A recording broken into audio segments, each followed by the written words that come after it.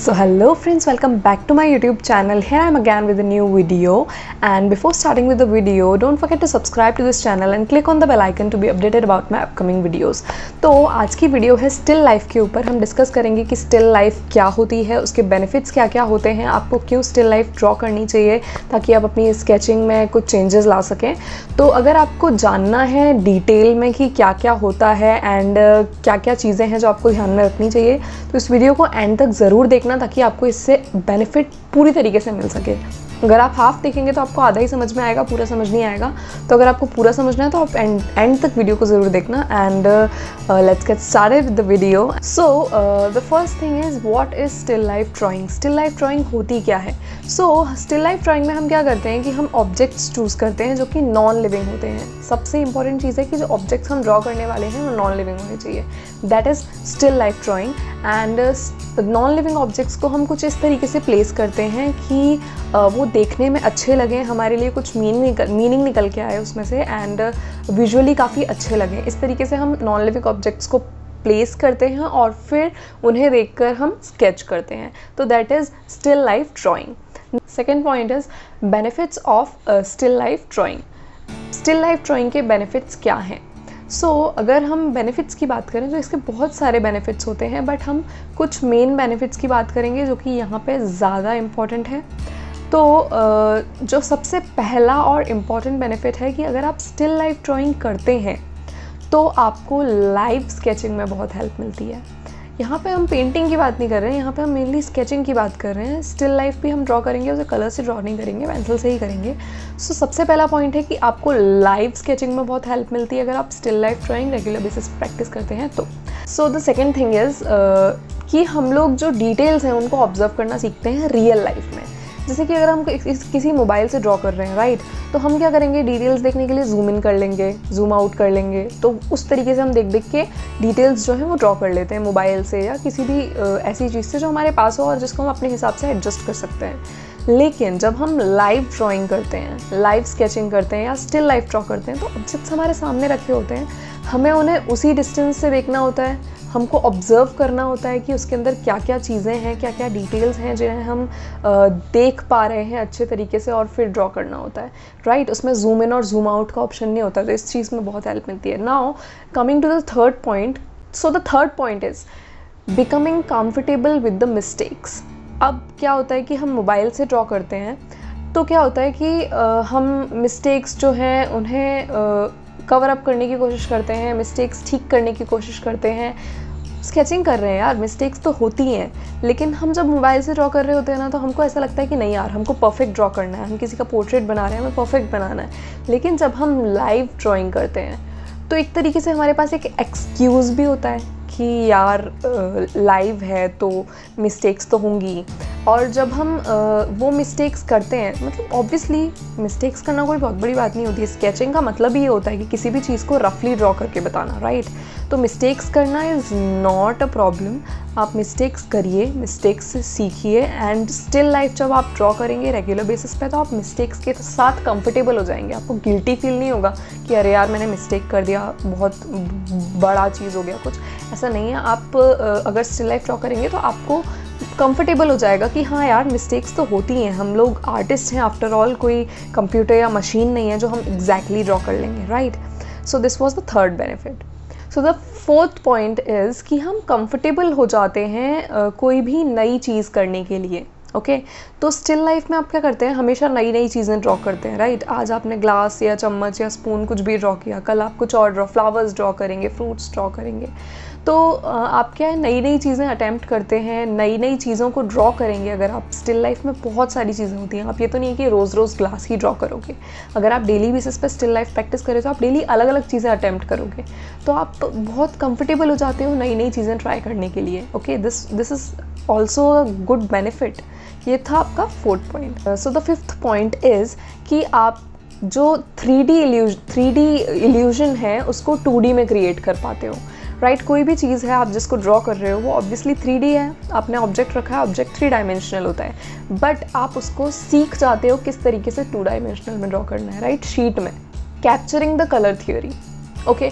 तो आप obviously black and white draw कर रहे हो, पेंसिल से ड्रॉ करोगे तो ब्लैक एंड वाइट ड्रॉ करोगे, बट उसमें भी ये होता है कि जैसे हम मोबाइल से ड्रॉ कर रहे हैं तो हम क्या करते हैं कि जो भी हमारे पास कलरफुल पिक्चर होती है उसको हम एडिट करके ब्लैक एंड वाइट बना लेते हैं और फिर उसके बाद हम ड्रॉ कर लेते हैं। बट जब आप कलर्ड ऑब्जेक्ट सामने देखते हो तो कलर्ड ऑब्जेक्ट से डायरेक्टली बिना ब्लैक एंड वाइट की आपके दिमाग में एक पिक्चर बनानी होती है कि कहाँ पे हमें ब्लैक यूज़ करना है, कहाँ पे हमें वाइट यूज़ करना है। तो वो चीज़ें आप स्टिल लाइफ ड्रॉ करते करते सीखने लग जाते हो कि कौन सी जगह पे हमें ब्लैक देना है, कौन सी जगह पे वाइट देना है। आपको फिर वो ब्लैक एंड वाइट करने की ज़रूरत नहीं पड़ती है फर्दर कि उसको पिक्चर को पहले क्लिक करो और फिर ब्लैक एंड वाइट करो और फिर ब्लैक एंड वाइट देख के ड्रॉ करो। आपको धीरे धीरे टाइम के साथ आदत हो जाती है कलर्ड ऑब्जेक्ट्स को डायरेक्टली ब्लैक एंड वाइट में ड्रॉ करने का। So this is also a good benefit, 6th point. Now coming to the 7th point, measurements. आप क्या करते हो, मोबाइल से या शीट से कहीं से भी ड्रॉ करते हो तो आपके पास स्केल होती है, आप मेजर कर लेते हो, आप मेजरमेंट्स ले लेते हो अच्छे तरीके से। उसके बाद शीट से आप मोबाइल का रेशियो वगैरह निकाल के और फिर अच्छे से ड्रॉ कर लेते हो। बट लाइव स्केचिंग या स्टिल लाइफ ड्राइंग में आपके पास मेजरमेंट्स लेने का कोई ऑप्शन नहीं होता है, आपको मेजरमेंट्स लेनी भी नहीं चाहिए। एंड स्टिल लाइफ में आपको अंदाज़ा रखना पड़ता है किसी भी चीज़ का। आप लाइव स्केचिंग कर रहे हो, सोचो कोई आपके सामने बैठा है, आपको किसी का फेस बनाना है, तो आप ये तो नहीं करोगे ना कि स्केल लेके उसका फेस नापोगे, ऐसा तो नहीं कर सकते, आपको डायरेक्ट करना होता है। तो आपकी ऑब्जर्वेशन बहुत अच्छी होनी चाहिए। तो आपको स्टिल लाइफ का ये एक और बेनिफिट है कि धीरे धीरे आपकी ऑब्जर्वेशन पावर बहुत अच्छी हो जाती है। आप आँखों से मेजरमेंट कर सकते हो, आपको स्केल की ज़रूरत नहीं पड़ती। और वो आप कैसे कर सकते हो, जैसे कोई कटोरी ली है आपने, लेकिन ठीक है, बोल लिया है कोई एंड ग्लास लिया है। ओके, कटोरी को आपने जो बोल है उसको ग्लास के आगे प्लेस कर दिया, ग्लास पीछे है, बोल आगे है, और आप क्या देखोगे कि बोल का जो साइज़ है वो ग्लास के साइज़ से हाफ है। ओके, ग्लास का साइज़ जो है बोल के साइज़ से डबल है। तो इस तरीके से आपको करना है। आपने बोल ड्रॉ कर दिया सबसे पहले, जो भी साइज़ का आपने बोल ड्रॉ किया अपने अंदाजे से, बट इसके आगे आपको क्या करना है, बोल के रियलिटी में भी बोल के साइज़ से ग्लास का साइज़ डबल है। तो आपको जो बॉल आपने ड्रॉ किया है, बोल यानी कि कटोरी जो आपने ड्रॉ की है, उससे डबल साइज़ का ग्लास आपको ड्रॉ करना है शीट के ऊपर। और अगर आपने बॉटल ड्रॉ की है, ग्लास से ट्रिपल साइज़ की बॉटल है, तो आपको ग्लास से ट्रिपल साइज़ का ड्रॉ करना है अंदाजे से।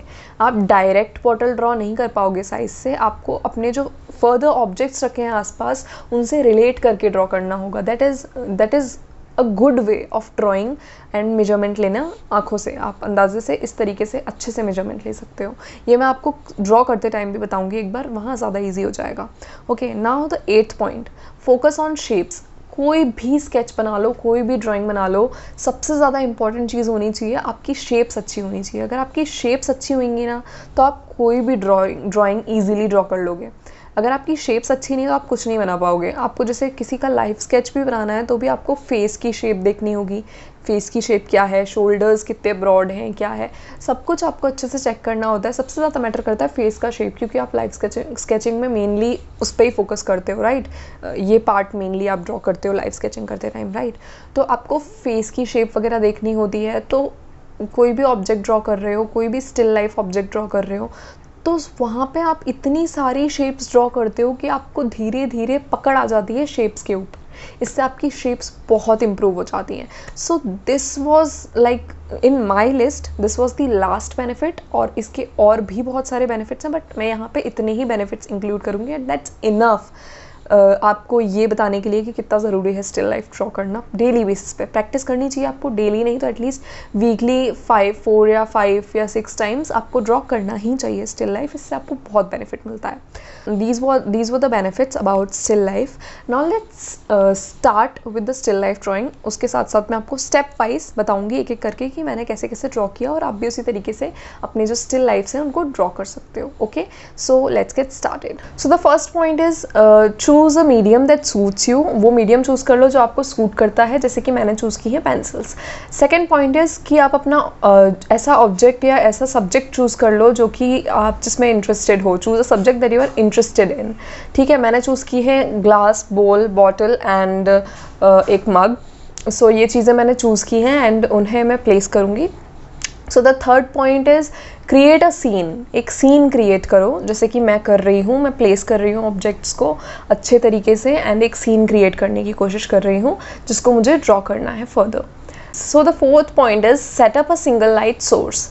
आप कोई भी लाइट लगाओ, कुछ भी लगाओ, सिर्फ एक डायरेक्शन से लाइट आनी चाहिए, किसी और डायरेक्शन से नहीं आनी चाहिए, क्योंकि एक डायरेक्शन से आएगी तभी शेडोज़ फॉर्म होंगी, वरना नहीं होंगी। बहुत लोग क्या करते हैं कि पूरा रूम डार्क कर लेते हैं एंड एक सिंगल लाइट सोर्स दे देते हैं, जो कि बहुत छोटी लाइट होती है, तो उससे ज़्यादा शेडोज़ बनती हैं एंड ऐसा करते हैं। बट मैंने यहाँ पे क्या किया है, मैंने यहाँ पे रूम का एक ही बल्ब है उसको जलाया है एंड कोई और लाइट सोर्स ऐसे नहीं रखा है, रूम डार्क भी नहीं किया है, तो उससे थोड़ी बहुत शेडोज़ बन रही है, जो कि इनफ है मेरे लिए ये देखने के लिए कि शेडोज़ कहाँ बन रही हैं, राइट। क्योंकि वी एज एन आर्टिस्ट, अगर हम लोगों को थोड़ा सा भी शेडो दिखता है तो we can like edit it and हम उसको एडिट करके एक्स्ट्रा भी कर सकते हैं, right. Now the next point is photograph your setup. अगर आप चाहें तो अपने सेटअप को फोटोग्राफ कर सकते हैं, अदरवाइज आप लाइव भी ड्रॉ कर सकते हैं। आई वुड सजेस्ट कि आप लाइव ड्रॉ करें।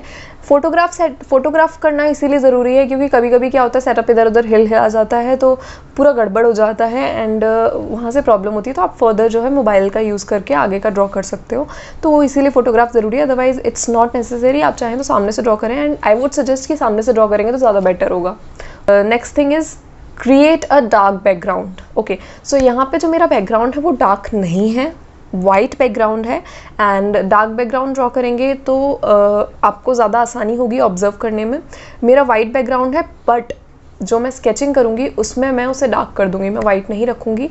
आप सब्जेक्ट ड्रॉ कर लो, उसके बाद अगर आपका वाइट बैकग्राउंड है, डार्क नहीं है, तो आप जो अपनी पेंसिल है उसका यूज़ करके उसको डार्क बना सकते हो। फ़ायदा ऑफ बीइंग एन आर्टिस्ट होने का कुछ तो फ़ायदा होना चाहिए ना, चीज़ों को अपने हिसाब से एडिट कर लो। अगर आपका डार्क बैकग्राउंड नहीं है, पेंसिल है, आप उससे डार्क कर दो बैकग्राउंड को, राइट। शेडोज़ तो आपको दिख ही रही है, कहाँ पे शेडोज़ बननी है वो आपको पता चल ही रहा है, right. So next thing is dark in your shadows. So shadows को डार्क करना बहुत ज़्यादा ज़रूरी है एंड शेडोज़ दिखेंगी तो आपका ऑब्जेक्ट और निखर के आता है, राइट। तो ये बहुत ज़्यादा इंपॉर्टेंट पॉइंट है एंड ये चीज़ें आपको ध्यान में रखनी है बहुत ज़्यादा ड्रॉ करते टाइम। सो मैं आपको साइड बाय साइड दिखा रही हूँ, आप देखते रहिए कि मैं किस तरीके से ड्रॉ कर रही हूँ। मैं सबसे पहले मैंने सब्जेक्ट प्लेस किया है, उसके बाद मैंने शेडोज़ चेक की हैं एंड देन मैं ड्रॉ कर रही हूँ। मेजरमेंट मैं स्केल से नहीं ले रही हूँ। मेजरमेंट लेने के लिए मैंने क्या किया है, बोल का साइज़ जो है हाफ़ है, मतलब बोल का साइज़ जो है वो ग्लास के साइज़ से हाफ़ है, तो मैंने बोल से डबल कर दिया है ग्लास का साइज़ एंड डबल से भी थोड़ा सा ज़्यादा है तो उस हिसाब से मैंने थोड़ा और एक्स्ट्रा कर दिया है। बॉटल का साइज़ जो है वो ग्लास के साइज़ से ट्रिपल है, बट ये शीट बाय डिफ़ॉल्ट थोड़ी छोटी पड़ गई, मैंने शायद बोल का साइज़ थोड़ा एक्स्ट्रा बड़ा कर दिया, तो जो बॉटल है वो ट्रिपल है बट शीट के ऊपर नहीं आएगी। बट स्टिल आपको साइज़ चेंज नहीं करना है बॉटल का, आपको ग्लास से ट्रिपल ही रखना है। तो अगर बॉटल का कैप हम ड्रॉ नहीं कर पा रहे, इट्स ओके, कैप ड्रॉ मत कीजिए, तो जितना ड्रॉ हो रहा है शीट के ऊपर जितना आ रहा है उतना आप ड्रॉ कर दीजिए। सो इस तरीके से मैंने मेजरमेंट लिया है। जो हमारा जो मग है उसका साइज़ जो है वो ग्लास के साइज़ से थोड़ा सा छोटा है, तो वो चीज़ भी आपको उसी हिसाब से देखनी है। कोई भी एक सब्जेक्ट आप सबसे पहले ड्रॉ करो, उसके बाद उस सब्जेक्ट से आप पूरे सिनेरियो को कंपेयर करो और फिर उनका मेजरमेंट ऑब्जर्व करो, ओके। मैंने सबसे पहले यहाँ पे बोल को ड्रॉ किया, कटोरी को ड्रॉ किया एंड उसको मैंने रेफरेंस में रख के सारी ऑब्जेक्ट्स जो हैं उनसे कंपेयर किया और फिर सारे जो ऑब्जेक्ट्स हैं उनका साइज़ दिमाग में रख के यहाँ पे ड्रॉ कर दिया। सो this is how I have done it and आप भी इसी तरीके से कर सकते हैं। बैकग्राउंड मैंने पूरा डार्क कर दिया है। डिटेलिंग पे नहीं गई हूँ मैं क्योंकि मैं यहाँ पे डूडलिंग की तरह थोड़ा प्रैक्टिस करना चाहती थी एंड आप लोग भी डिटेल पे हमेशा जाना ज़रूरी नहीं है। स्टार्टिंग में शेप्स के ऊपर फोकस कीजिए अगर आप बिगिनर हैं तो, और आपकी शेप्स बहुत अच्छी हैं तो फिर आप डिटेलिंग पे जाइए। So this video is mainly for beginners जो कि स्टार्ट कर रहे हैं एंड डिटेलिंग पे मत जाइए, आपको ज़रूरत नहीं है डिटेलिंग पे जाने की। आप सिर्फ और सिर्फ शेप्स पे अभी ध्यान दीजिए एंड कहाँ कहाँ पे डेप्थ है, कहाँ कहाँ पे आपको डार्क रखना है, लाइट रखना है। बहुत ज़्यादा डार्क मत कीजिए क्योंकि आप डिटेलिंग पे नहीं जा रहे हैं, बट आपको दिखाने के लिए विजुअली मैंने थोड़ा सा शेड किया है, उसके वेसल्स के ऊपर थोड़ा थोड़ा शेड किया है ताकि आपको दिख सके। एंड जो बोल है उसका जो डिज़ाइन है वो भी मैंने यहाँ पे लाया है एंड सारी चीज़ों को ऑब्जर्व करके एक तरीके की आउटलाइंस ही ड्रॉ कर दिया है मैंने, डूडलिंग कर दिया है यहाँ पे, एकदम डिटेलिंग नहीं की है एंड इस तरीके से मैंने ड्रॉ किया है। एंड या lastly I would like to suggest you, it's a suggestion कि आप कुछ भी सीखते हैं तो उसे नोट डाउन ज़रूर कर लें। मैंने आप लोगों को जितने भी पॉइंट्स बताए हैं, मैंने जैसे ये ड्रॉ किया है, ओके, ये मैंने मेरा स्टिल लाइफ ड्राइंग था, तो मैंने इससे रिलेटेड जो भी पॉइंट्स हैं यहाँ पर नोट डाउन कर लिए ताकि इन फ्यूचर मुझे इसी पेज पे ये मिल जाए, राइट। आप लोगों को जो भी मैंने बताया सब यहाँ पे लिखा हुआ है, एंड ड्रॉ करते टाइम ही आप उसको ध्यान में रख लें। सी, ये ऑब्जेक्ट ड्राइंग है जो मैंने की थी कल, स्टिल लाइफ ड्राइंग, एंड मैंने उससे रिलेटेड सब कुछ नोट डाउन कर लिया। आप भी साथ के साथ नोट डाउन कर सकते हैं जब प्रैक्टिस करते हैं, तो प्रैक्टिस करते टाइम आप सब कुछ नोट कीजिए उसी पेज पे जिस पे आप प्रैक्टिस कर रहे हैं, तो आपको हमेशा याद रहेगा और आपके पास नोट्स भी रहेंगे। So that's all for today's video, and thank you so much for watching this video. And अगर आपको वीडियो पसंद आई तो वीडियो को लाइक कर देना, चैनल को सब्सक्राइब कर देना, बेल आइकन पर क्लिक कर देना ताकि आपको आने वाले सभी वीडियोस की नोटिफिकेशन टाइम पर मिलती रहे और आप कोई भी वीडियो मिस ना करें। So bye, take care till my next video.